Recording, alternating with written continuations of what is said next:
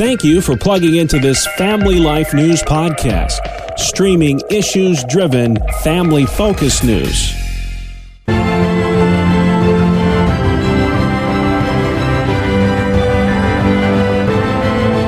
Welcome back to another edition of Capital Connection. Fridays during the Noon Report, we give you, the listener, direct connection. What's happening in Albany and Harrisburg with the experts on the issues at the state capitals. They are, as always, Jason McGuire of New Yorkers for Constitutional Freedoms and Michael Geer at the Pennsylvania Family Institute. Gentlemen, here we are just a few more days before Election Day, hard to believe, and our coverage area is quite expansive. There's about a dozen or so congressional districts that we cover, and with the vote so close, we want to do our congressional scorecard this week and ask you guys who you think the winners will be in these districts. And Michael, let's start with you. Pennsylvania 16, that would be the Erie, Pennsylvania area. You've got incumbent Mike Kelly, a Republican, running against the Democrat Kristi Janibas. How do you see that race going? Well, this is one of the closer races in terms of the ones that we're watching in Pennsylvania, but still favoring the incumbent Mike Kelly, the Republican. Kristi Janibas is a political newcomer, single mom, mother of two, school teacher.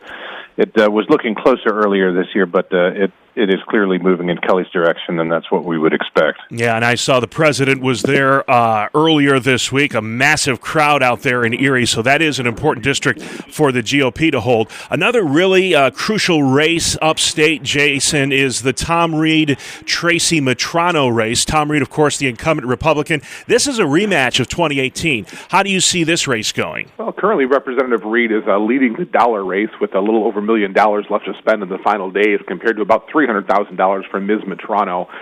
Ithaca could be a problem for Tom Reed, but I expect that he'll come out on top in this particular Southern Tier seat. All right, let's talk Pennsylvania 15. That's a massive district. I think some 11 counties in that district, Michael, and it's solidly Republican turf. Glenn Thompson running against Robert Williams, the Democrat. Your thoughts on that race? Well, yeah, Glenn Thompson is the odds-on favorite quite clearly. It's a very strong Republican district. Robert Williams, interestingly, just moved to Clearfield County from California just about 18 months ago, so he's not well known, obviously, and Glenn Thompson is very well known, one of the senior members of Congress in the Pennsylvania delegation. All right, let's talk New York 27. This, of course, is former Congressman Chris Collins' seat. He's now in prison for insider trading. Chris Jacobs winning that special election. Now he's forced to run again against Nate McMurray. This could be close, Jason. It is GOP territory, but this race is considered to be one of those toss-ups. Yeah, I don't think at the end of the day it's going to be as close as people are saying. If you look to the Erie County side of the district, it will probably lean heavier for Mr. McMurray, but the bottom line is there's a lot of rural areas around here, and they are not going to support anybody but Representative Chris Jacobs. And so I think a Second Amendment will be a major issue. I think you'll see a win for Jacobs on election night. All right, doing our congressional scorecard just a few more days to go before the vote. The important races in our district. PA 12, that's Tom Marino's old seat. The incumbent Fred Keller, a Republican, running against Lee Griffin, the Democrat. Michael, your thoughts on that race? Yeah, Fred Keller just took that seat last year in a special election to replace Marino, so he's not a long-time incumbent, but nevertheless it's a very strong Republican district as the Pennsylvania Supreme Court redrew districts back in the 2018 election.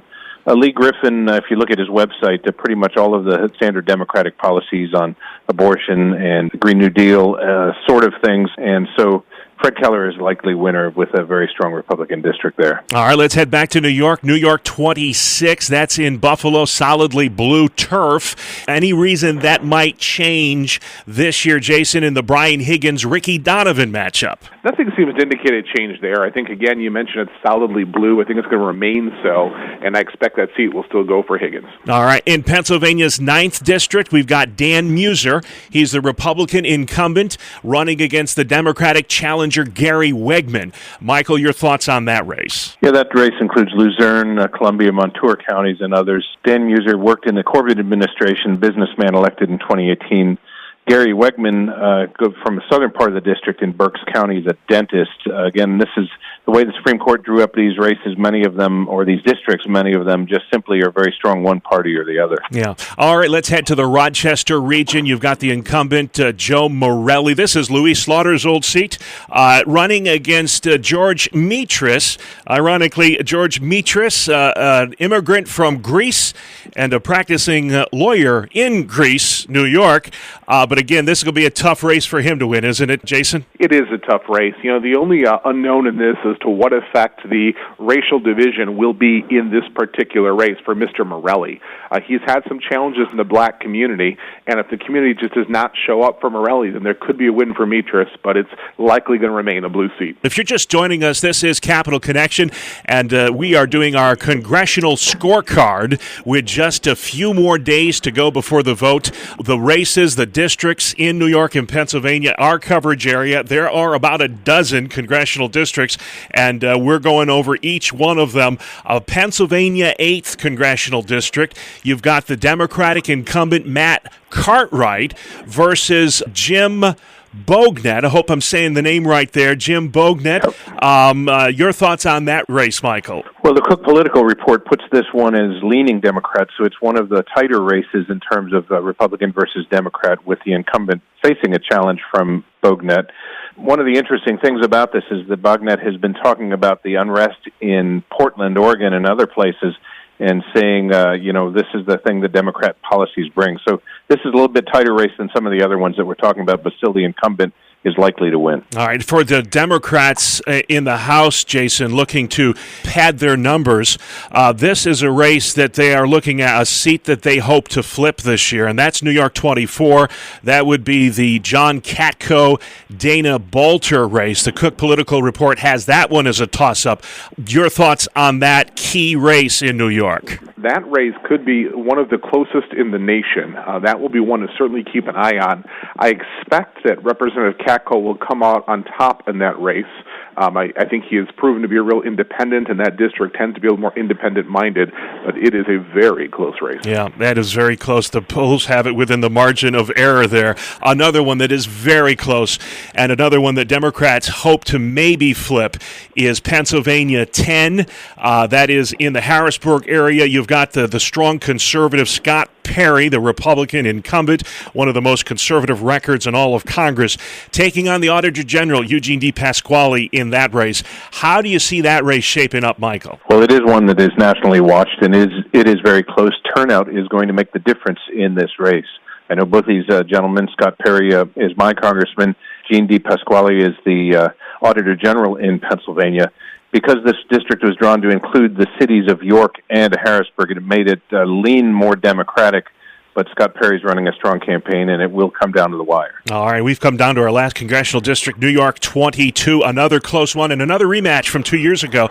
The incumbent Democrat, Anthony Brindisi, taking on the Republican challenger, Claudia Tenney. Jason, your thoughts? Well, I know both of these members from their time in the state assembly, and I have to tell you that, Representative Tenney certainly sided more with us on the issues than Mr. Brindisi. But this is one where Claudia Tenney is going to have to count on some Trump effect in the district. If she's going to win it, she's got to hope that Trump wins and that she also picks up some of that. Again, this will be a turnout race. We'll see what happens. All right, so exciting. I hope everybody was keeping score at home. We went really fast through those 12 seats. Now let's talk about the state races in the final minute that we have. Michael, Democrats need 9 House seats and 4 Senate seats to flip those chambers. Do you think they'll do it this year? It's going to be a challenge for the Republicans and the Democrats to flip this.